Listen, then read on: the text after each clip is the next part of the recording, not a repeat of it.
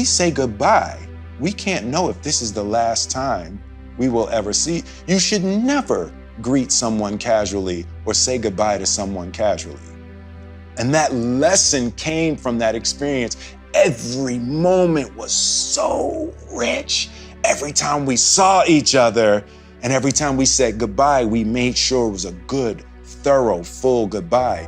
That's how you're supposed to live every day anyway. Every time you leave your house could be the last time. You're supposed to be in the richness of your hellos and goodbyes and thank yous. That kind of presence and that kind of attention and that kind of recognition that tomorrow's not promised. So I learned that lesson with my father. When he passed, anybody who hasn't spoken to their parents or their brother or their cousin that they had a thing with or their ex and they don't talk anymore, call them right now. Don't think you're gonna have a chance to call them tomorrow or next week. And it's like that opportunity with my father changed every relationship in my life. I've cleaned all of the relationships in my life to no regret. I do not want someone to be gone and I wish I had and wish I could have. I'm not doing that in my life. And, sometimes we get stuck in these situations where we're seeking the approval of someone for our self-esteem. Yes. Self-esteem is about yourself, right? Absolutely. But we start looking to other people for our self-esteem, and sometimes we find ourselves looking in broken mirrors to get a reflection of ourselves. And the greatest tragedy is when you look into a broken mirror to see if you're pretty, and you're gonna let that person tell you about your inner qualities. And the greatest tragedy is when you look in a broken mirror and you're gonna change your face to try to look good in a broken mirror. You don't try to build a wall. You don't set out to build a wall. You don't say, I'm gonna build the biggest, baddest, greatest wall that's ever been built. You don't start there. You say, I'm gonna lay this brick as perfectly as a brick can be laid. There will not be one brick on the face of the earth that's gonna be laid better than this brick that I'm gonna lay in this next 10 minutes. Yeah. And you do that every single day. And soon you have a wall. And soon you have a wall. Yeah. And I think psychologically, the advantage that gives me over a lot of people that I have been in competition with in different situations is it's difficult to take the first step when you look how big the task is. The task is never huge to me. It's always one brick. Me too. I realized that to have the level of success that I want to have, it's difficult to spread it out and do multiple things in order to be world class. And I've made a decision, I want to be world class. It takes such a desperate, obsessive focus to excel on the level that I want to make movies. I'm realizing that in order to move people in that way, in order to touch people in that way, you really got to focus with all of your fiber and all of your heart and all of your creativity. And so that's where I am with making films right now.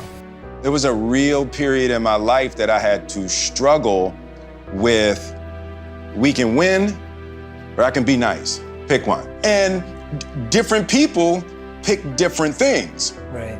For the type of material world climbing that I did for a big chunk of my life, it was military minded.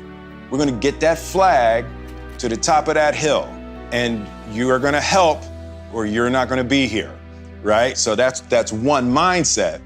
And then after I got the flag to the hill a couple of times and kept getting the flag to the hill and realized that you don't feel good and you've scorched earth around you and nobody's really happy. And then I started to have to question that mindset. I had equated winning with happiness, right? It's like, we're winning, what is y'all problem? There's actually no reason to be scared. It only just ruins your day. You don't have to jump. And then in that moment, all of a sudden, where you should be terrified is the most blissful experience of your life. And God placed the best things in life on the other side of terror. On the other side of your maximum fear are all of the best things in life, you know? At the center of bringing any dream into fruition is self-discipline. You know, something as simple as food and eating. It's not about your body as much as it is about your mind. It's getting command of your mind to be able to choose actions that are in your own best interest. Every day we are choosing that's not in our own best interest, right? So if the world is attacking you and the world wants to fight you and the world's trying to hold you down, so you're gonna kick yourself in the balls? So you're gonna stop yourself from getting what you dream. Self-discipline is the center of all material success. You cannot win the war against the world if you can't win the war against your own mind. Greatness is not this wonderful, esoteric, elusive, God-like feature that only the special among us will ever taste. It's something that truly exists in all of us. Sitting with Ali, sitting with Nelson Mandela, it's very simple. This is what I believe, and I'm willing to die for it, period. It's that simple. Life is school. You're not getting the promotion you want at work, that's school. Figure it out. Someone in your family is sick. That's school. Life is the greatest teacher there is. You just have to be willing to learn and recognizing that your pain and your suffering is the thing that the universe is poking at, so you recognize that's where you're ignorant. You wouldn't be having those struggles in those areas if you had a deep, broad comprehension of the fundamental realities of those situations. I've been a really firm believer that first and foremost, you gotta believe.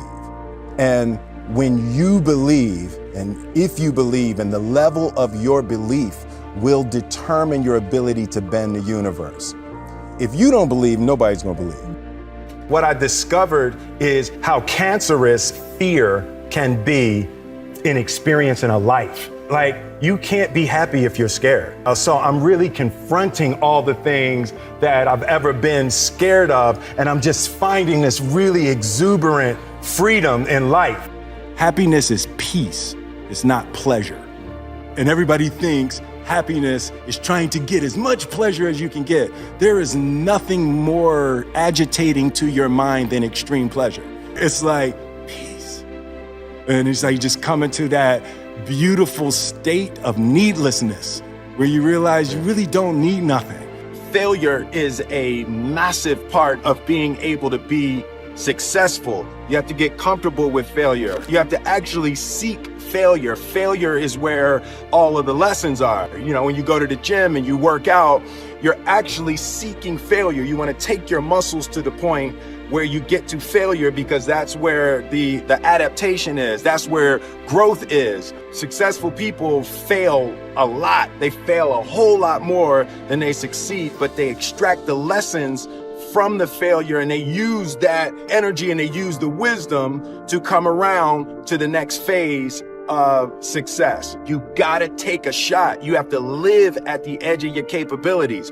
You gotta live where you're almost certain you're gonna fail. That's the reason for practice. Practice is controlled failure. You're getting to your limit, getting to your limit, getting to your limit. You can't lift that. You can't do that. Until you get to the point that all of a sudden your body makes the adjustment, and then you can do it. Failure actually helps you to recognize the areas where you need to evolve. So fail early, fail often, fail forward.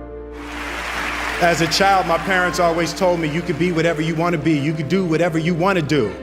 And you know, that office, that position, the highest office on the face of the earth, it was something I heard my parents saying it, but I didn't totally believe it. Yet I went out in the world and I carried myself and I held my head high and I stood there and I looked people in their eyes and I talked to people as if I was deserving of everything that this planet has to offer.